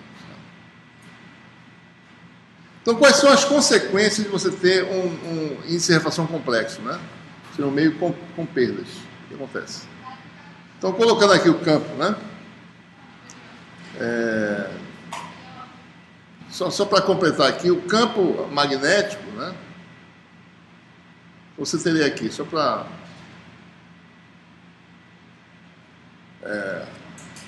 se N for igual a N, né? Você tem o campo elétrico dado por isso aqui, é zero exponencial menos J K escalar X. K é N vezes K0. Né? E o campo magnético, deduzido também na aula anterior, dá essa expressão aqui. 1 sobre Z. Essa expressão clássica de uma onda plana, né? O vetorial é zero, exponencial de menos J K escalar X. Né? Isso aqui é chamada impedância de onda, né? Então, Z vai ser no vácuo, né? Isso aqui vai ser raiz de mi relativo sobre epsilon relativo, Z0. Isso aqui, o Z0 é a impedância de onda no vácuo, que vale 377 ohms. Tá? Certo? Muito bem. Então, essas são as características de onda plana. No meio sem perdas, simplesmente você bota o índice de refração aqui, certo? E faz esse cálculo todinho. E a impedância do meio é a impedância de onda do vácuo, vezes um fator de escala que é a permissividade relativa sobre epsilon relativo. Isso aqui, sem perda, isso aqui dá um número real, certo? No meio com perda, a gente vai ver só as características básicas do campo elétrico. O que acontece com o campo elétrico, né? O campo elétrico, se você injeta agora um campo elétrico, é zero, né? De acordo com a figurinha que eu fiz aqui, né? Se você tem um campo elétrico na direção X se propagando na direção Z, quer dizer o quê? Né? Que o K, né? Um campo elétrico se propagando na direção Z, que tem componente só X, quer dizer que E0 é igual a E0 a X. O vetor U, o vetor unitário U é quem? O vetor AZ, né? Certo? Então, e o K passa a ser quem, né? N, índice de refração do meio, que é complexo, K0 vezes U, certo? Ou seja, N K0 vezes AZ. E se você fizer X escalar AZ, que é o que aparece na exponencial complexa, que vai dar o quê? Componente Z de X, que é o Z, né? Você vai dar Z, né? Apenas. Então, o que é o campo elétrico? Bom, o campo elétrico, chamado de UX, né? Vai ser igual a E0, exponencial de menos J, K0, N, Z. Esse é o comportamento do campo, certo?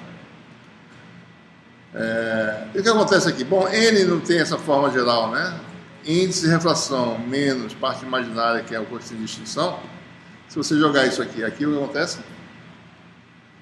O campo é X, é igual a E0, exponencial de menos J, né? Daí tem essa parte real aqui, N, K0, Z, e tem a parte imaginária menos com menos, né?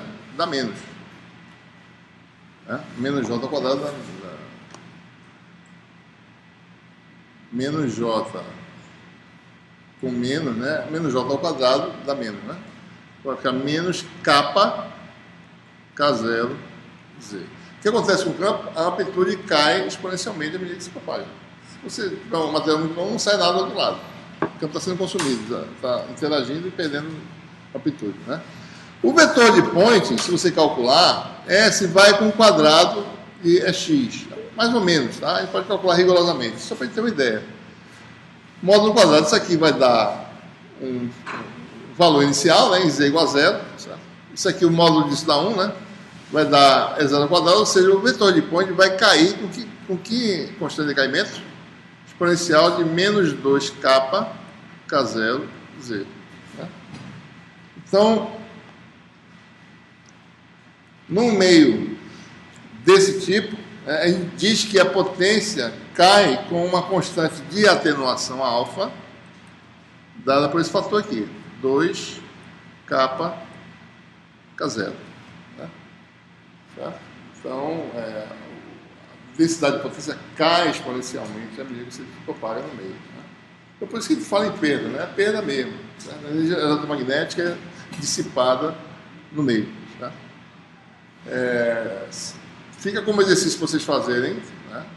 Que para pequenas perdas, só para ter uma ideia,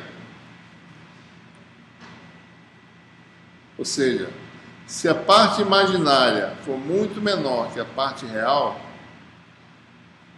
né, o N sendo raiz quadrada, né, de epsilon menos J epsilon, duas linhas, você bota em evidência aqui, faz uma aproximação em série de Taylor e pode mostrar que o N é aproximadamente, né, raiz de epsilon, ou melhor, né? Pode fazer assim, n menos j kappa, né?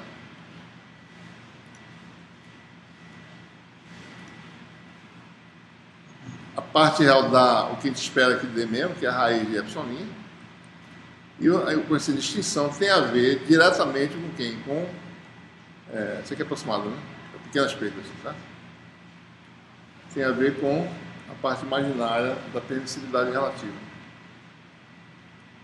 Onde ele é dado por isso, né? Então, essa expressão foi simples. Mostra a conexão direta, né? Amortecimento, tá certo? E a distinção em relação com a parte real da permissividade. Tá? Então, lembre-se, né? Vocês estão lembrados? Epsilon, dispersão anômala, dispersão normal. Dispersão normal, ok? Índice de refração maior do que 1. Certo? Anômala.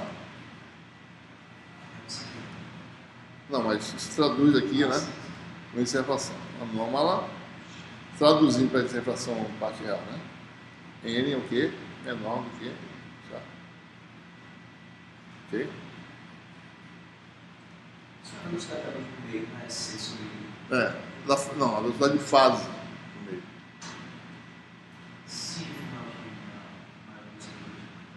Se ele for menor que 1, a velocidade de fase é maior que a velocidade da luz. É verdade. Né? Mas a velocidade de informação não é essa, é a velocidade de grupo, né? Certo?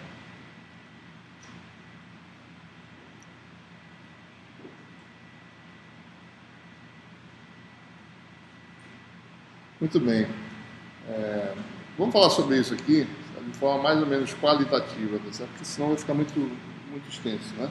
Eu quero falar só, concluir falando sobre dispersão. Os detalhes dessa parte aqui estão na aula de 2011.1, certo? Tem essa parte detalhada. A gente vai falar só em linhas gerais para poder entender, né? Certo? O que acontece, né?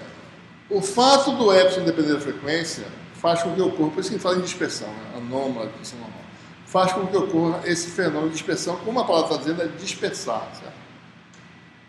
Tá? Como é que você transmite informação? Você quer transmitir informação usando energia eletromagnética, né? Você tem a função, a informação que está numa função f de t, certo? Por exemplo, bits, né? 1 e 0, certo? Um pulso, depois não pulso, um pulso, sequência de pulso, né? Então, você tem um pulso no tempo, né? Uma sequência de pulsos. Mas o pulso ele tem, por exemplo, uma variação rápida, mas não muito rápida, né? Você, para transmitir num meio de transmissão, num guia de onda, numa fibra ótica, você tem que adaptar essa função do tempo para o tipo de banda passante do seu sistema de transmissão. Certo? Se eu quero jogar uma frequência de 1 kHz numa fibra ótica, eu não vou conseguir. Certo? Simplesmente, como é que eu vou alimentar a fibra ótica eletricamente? Não consigo. Né? O que eu faço? Eu modulo uma luz com 1 kHz, né? Eu pego a intensidade luminar, modulo com essa informação de 1 kHz, a luz passa para a fibra ótica, então ela passa modulada em 1 kHz e sai do outro lado, né? Você transmite. E assim por diante. Eu quero transmitir isso, mas eu quero transmitir via satélite, né? Então eu tenho que usar a frequência de operação via satélite, que é GHz, né? 2.4 GHz. Então eu tenho que modular ou fase, ou amplitude, né?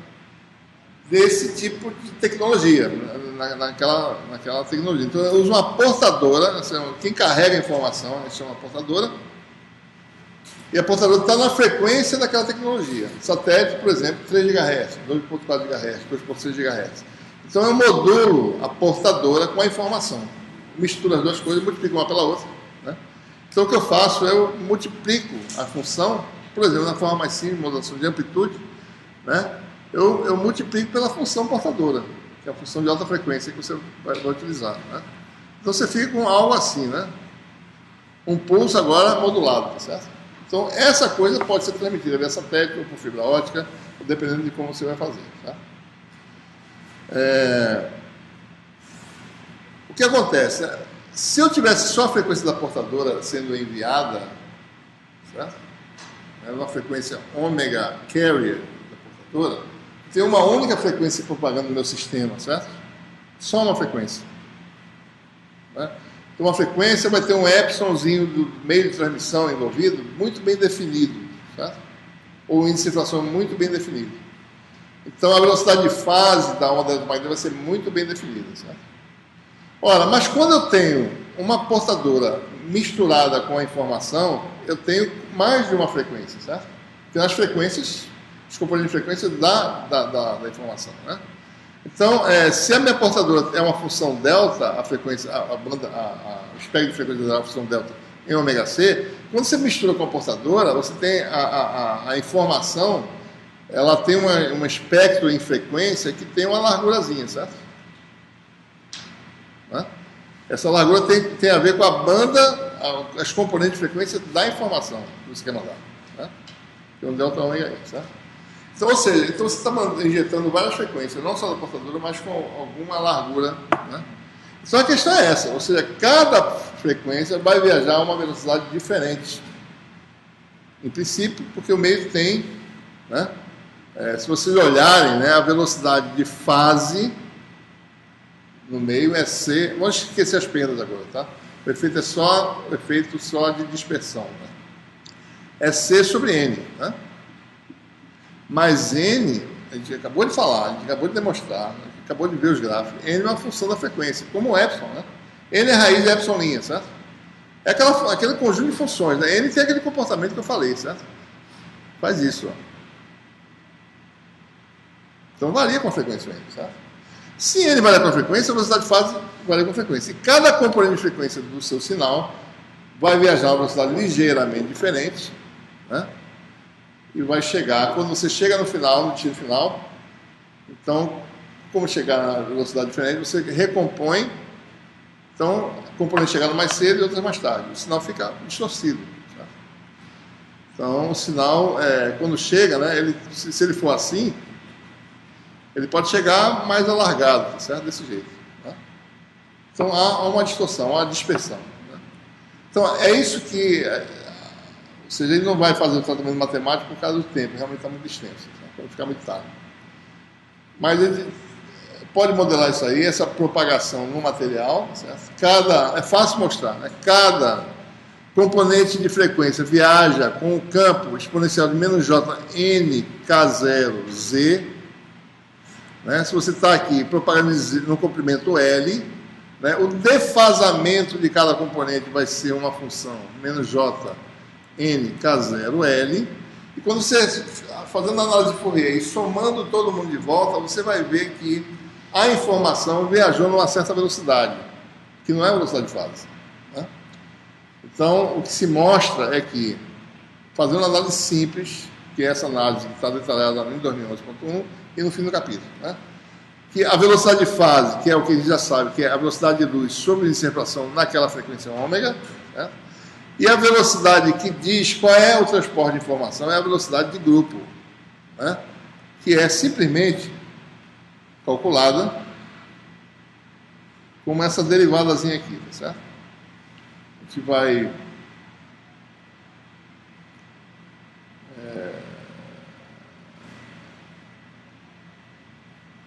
É o dk... Deixa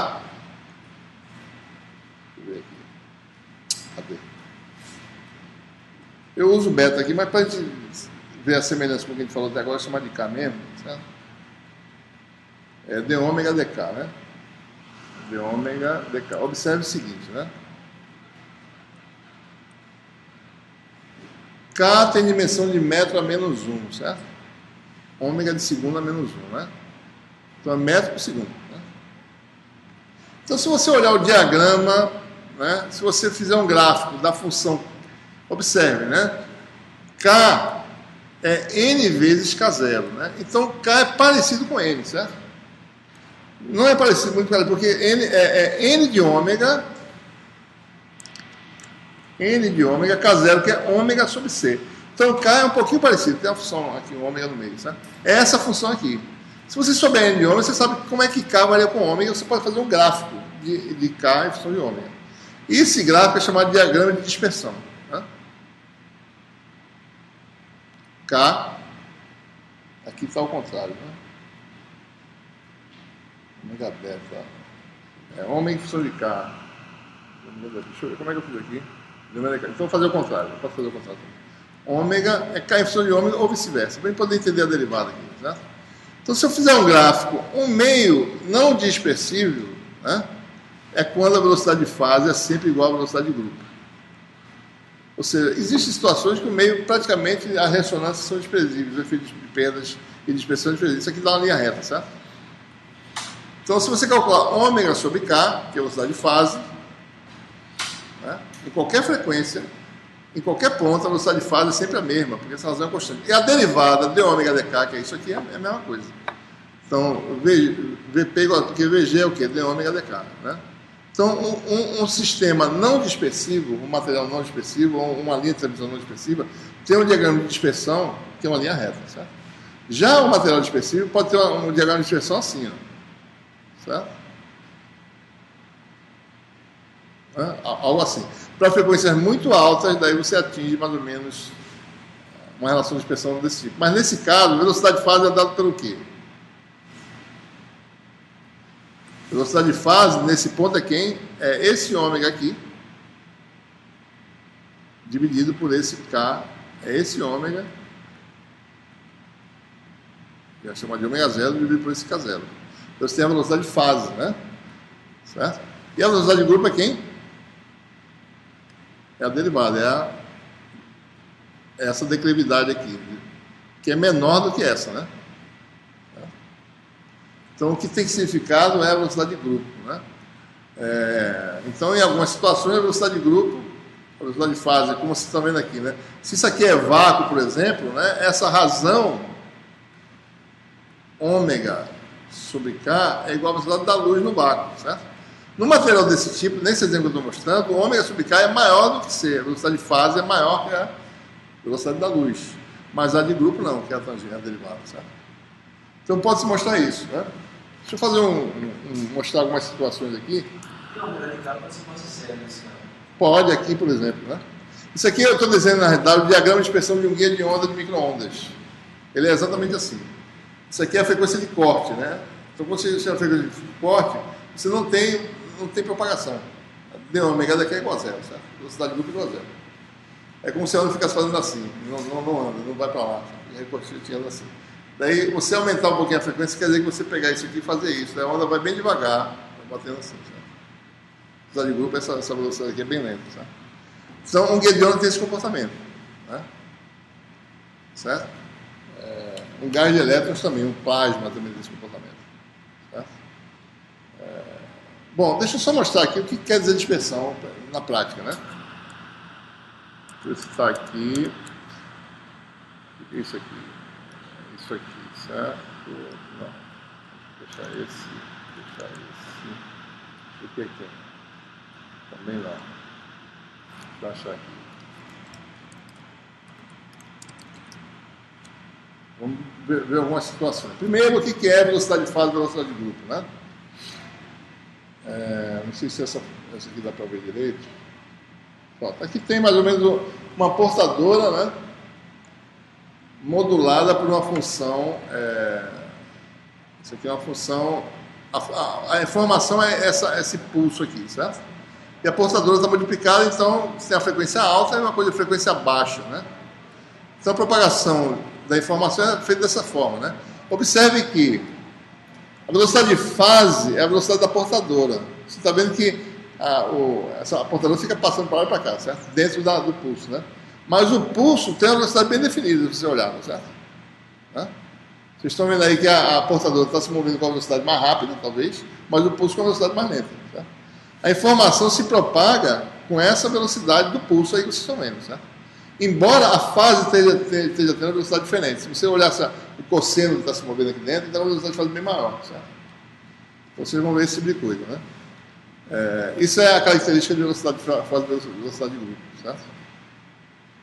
Aí vocês talvez comecem... Deixa eu ver, isso aqui também é parecido, mas observe que a amplitude está caindo, certo? Não dá para perceber direito o que está acontecendo aqui, né?